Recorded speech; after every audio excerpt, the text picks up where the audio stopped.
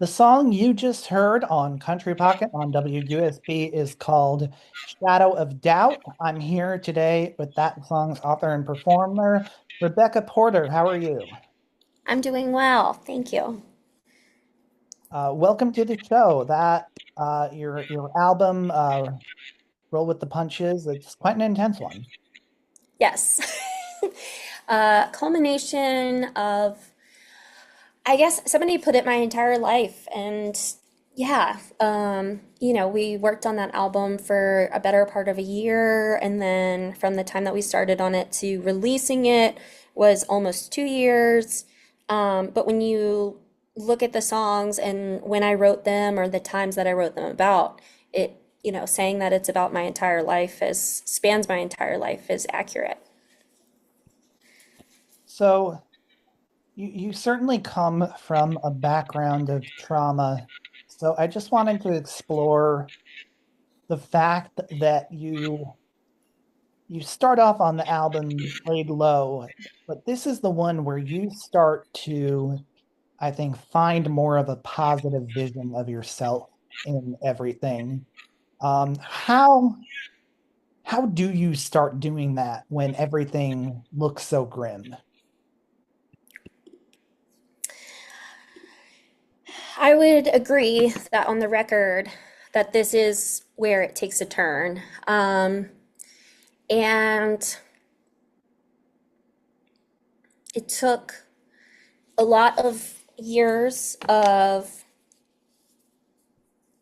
being in the thick of it as far as, the experiences, the my life specifically, domestic violence, cycles of family trauma, um, and trying to navigate on my own, but realizing that that wasn't going to work and that the cycles that I was raised in and the cycle of domestic violence that I, as a young adult, found myself in a relationship and just kept excusing things that were happening because I just kept saying, I've seen worse or I've experienced this. This isn't something new to me. This isn't that bad because I've been here or I've been through worse.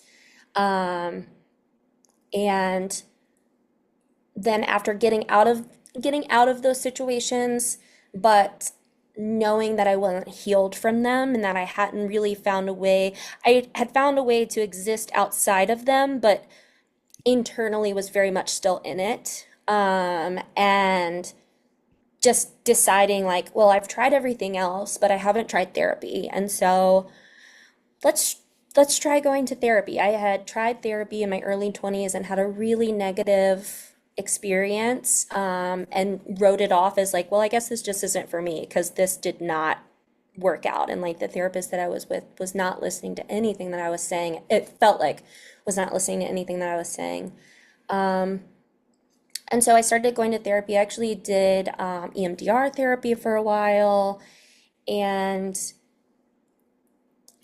I would say I've always had this innate belief that um, of hope.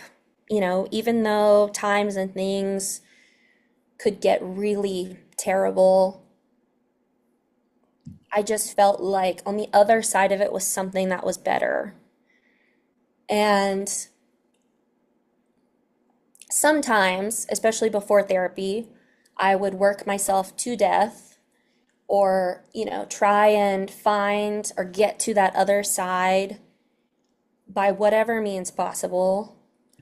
And eventually, after therapy and living some life past being in those cycles of trauma and domestic violence, um, felt that I had moved on from it enough that I could use writing and music to further find my voice and keep pushing past those things and pushing out of those cycles and away from the triggers that could easily, take over an entire day or a week or weeks at a time and get to a point where I could speak from an empowered point beyond those times and those traumas and reflect on them in a way where I could speak about those experiences and what happened, but not be in it.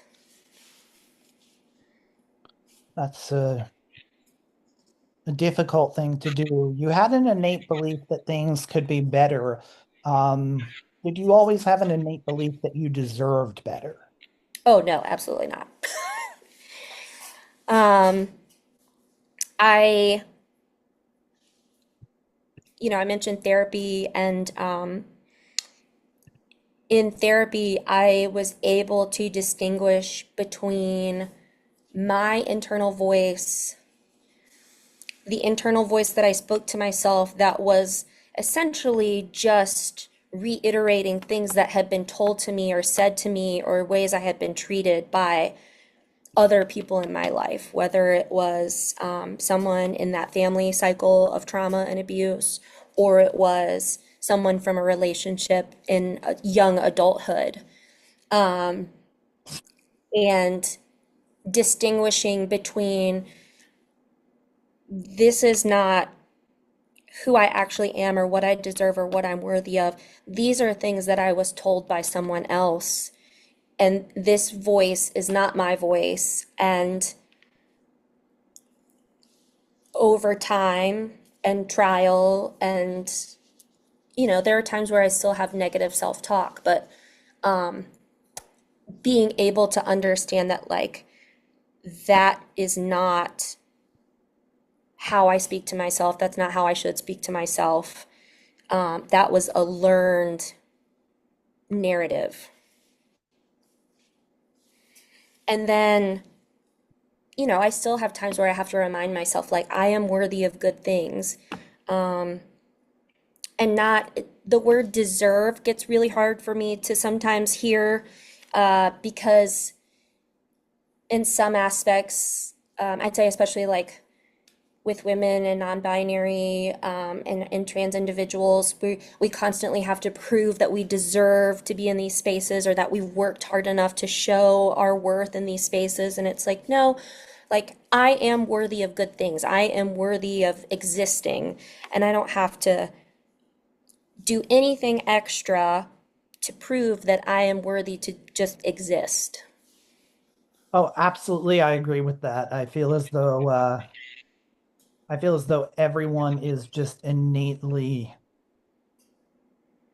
should be granted the right to exist, should be granted the right to feel safe and become themselves. But I also recognize, coming from a bit of a background of abuse myself, that when you're going through those things, you think, yeah, this is sort of what happens to me. And you don't sit there and think, no, I deserve a normal world. I deserve a normal life. And I just know that that was, at least on my journey, a particularly difficult thing for me to say, hey, look, you're not perfect, but you don't deserve this, man. You know, that's at least my perspective on what it meant when I asked that question. It's no, it's difficult to walk away from, as you put it in one song, the devil you know.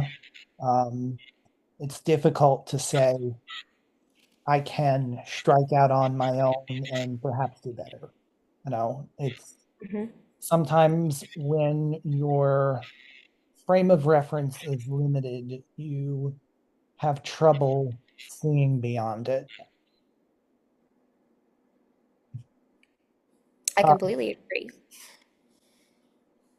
yeah, so I know that it takes one level of strength to be able to walk beyond it, and it takes another level of strength to be able to speak openly about it, whether it's on an album or on a radio show. Hmm. Thank you. Thank you. I Something that I talked about in a recent album release listening party that we did and a friend of mine was moderating that and asking some really great questions. And, something that I realized on a personal advocacy, not necessarily music and songwriting, but I would say having my child, and just the journey that I've been on with him and needing to advocate for him and his needs has has further enabled me to better be able to talk about past things in my life, past traumas, because I'm actively working to counter those experiences and traumas from my life to ensure as much as I can that his life is different and that he does not experience many of those things that I experienced and went through, and unpacking ways of life and family traumas, and in order to show up for him and be a better parent for him. And and on the record specifically, there's this song "Payday Loans," and that song kind of came about from me battling with personal finances as an adult and realizing that that cycle of predatory loan system, and experiencing and being very aware of the financial weight as a young child, that my parents were going through. And then as an adult, just looking at my own relationship with money and finances and not wanting, financial burdens to weigh on my young child like they did when I was young. And it wasn't something, I feel like that can be hard to talk about because it's not, something that perhaps my mother or my parents intentionally did. It was just something that they were going through and didn't know how much that could also weigh on a young child, or how I would feel responsibility, to contributing to our family finances, or caring for the emotional weight of a parent going through financial difficulties. And so just trying to figure out how you navigate that. Yeah, definitely a challenge I'm only starting to grasp. Um, so the next song I want to talk about is No Evil, which um, you're not just advocating for yourself against some cruel individuals, you're advocating for yourself against an incredible system that involves some churches. Um, Half the people in the nation are essentially backing a government that does this. And you're saying this is not what evil is. This is I like the way you put it, that it's just sort of it's an obsession that they're having, that they need to control this particular thing. Um, and I notice, I guess, when I see that I absolutely agree. There's something written in the Bible about man lying with man, uh, but there are thousands of other things written in the Bible that even those people are ignoring, including the fact that they don't own slaves. So, like, Yeah. I, I guess I'm saying, what does it look like? What does it mean to you when you see someone who takes a document as massive as the Bible and comes away with it that disliking or even punishing a certain kind of people is the message that they, is the message that that book really has to offer? hmm Um, it's it's very unfortunate, which is like, I don't know, probably like the simplest way to put it. It's very unfortunate on a lot of levels. I was raised independent fundamental Baptist, and until I was older, I was raised in rural Virginia. I was the only person other than my sister who looked like me in that church. Um, it wasn't until I left private school and went to public school that I really noticed a shift in the way that I was treated and the way I was talked to, and the way I was included or not included in certain things. And then as an older teen, I started hearing things about my parents' relationship. My parents divorced when I was young, but things that were said to my mother by people in the church about my father, who is where I get my Chamorro indigenous ancestry. He's from Guam. Um, but I honestly, as cliche as it sounds, just try to hold on to. I treat people the way that I want to be treated. And, we talked about this either. Like, I've always had this innate sense of hope that things can be better. And um, at times I've been naive of people's intentions. But when I reflect back on all of the Bible verses that I had to memorize as a young child and all of the songs, there was so much joy.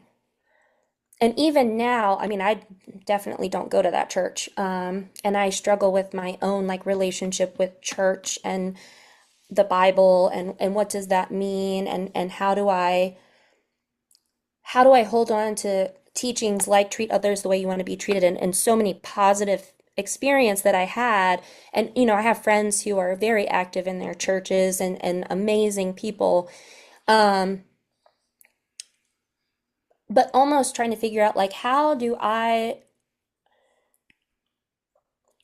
participate in a relationship or a spiritual relationship when so many people are using the Bible or God or religion as their mode for taking out such unthinkable and heinous and hateful and evil acts and saying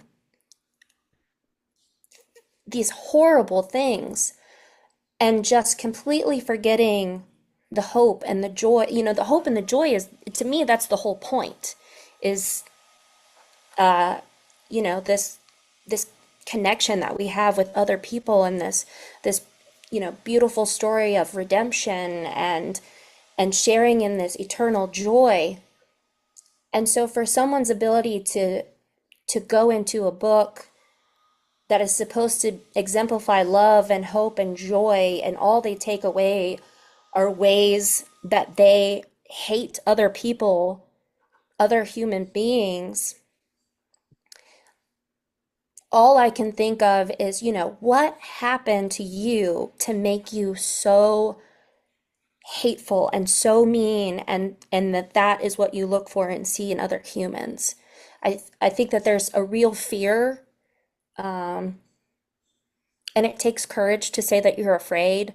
I think that there's a huge demographic of people who are afraid of others because human beings have been demonized to them. People who are queer, people who are have different gender identities, people who are immigrants have just been othered to the point of being these evil entities that they have to be afraid of. And from things like they're coming for your jobs to they're coming to harm your families, all of those things. And just especially in this age of social media and huge bias, and algorithms, I think a lot of people get stuck in these vacuums of information, and they unfortunately either don't realize that there are external media and ways to think and hear, or they've found what they think is community, like this false sense of community, and so they're not interested in looking beyond that. Um, Sorry, I went off on a little bit of a tangent, but it's very sad to me when people, that's what they take away. Um, yeah. Yeah, I think I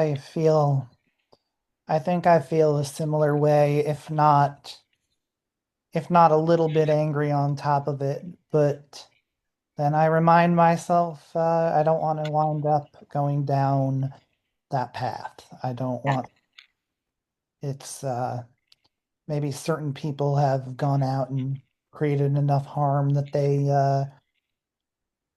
they're worthy of my disdain, but I try to reserve reserve negative emotions for very rare instances. Hmm. Uh,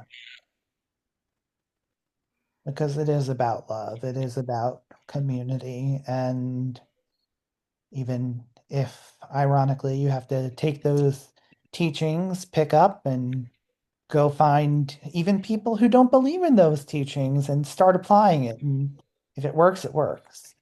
Yeah. I was just in at Americana Fest, and one of the panels I went to listen to was Art and Activism. It was Justin Jones, or they call him Brother Jones, Margot Price, and Allison Russell. And this, I think, was like the day after some really horrific things happened in the U.S. And not just one that is all over the headlines, but multiple things happened that day.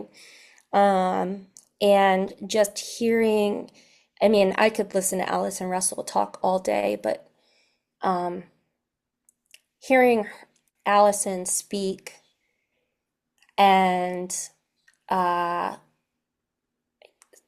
realizing some similarities that we have from our childhoods that I really didn't realize that we had, and they paired their talk with some songs. They picked out some songs, and so like one of the songs Allison played was Tracy Chapman, "The Wall," and at the end of that talk, everybody stood up and they sang the song "We Shall Overcome." But just listening to them speak about ways to be an activist and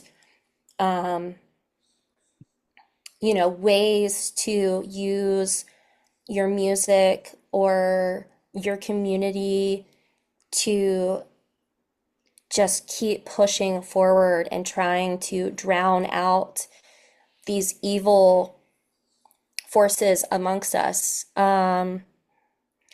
And, you know, the evil and hateful narratives and just not getting caught up. It's difficult and it's certainly easier said than done, but I feel like there's so much bombardment of headlines and propaganda and just trying to, like you said, like there is anger and trying to not let the anger overtake who you are and what you're trying to do is like this very fine line. It's like get angry and then what am I going to do with that anger? Like how am I going to use that anger to act in a way that makes a difference and like helps move me forward, and so I'm not focusing on what they're doing. I'm focusing on what can I do to make a difference and make things better for more people. Yeah, just one last thread to pluck on here.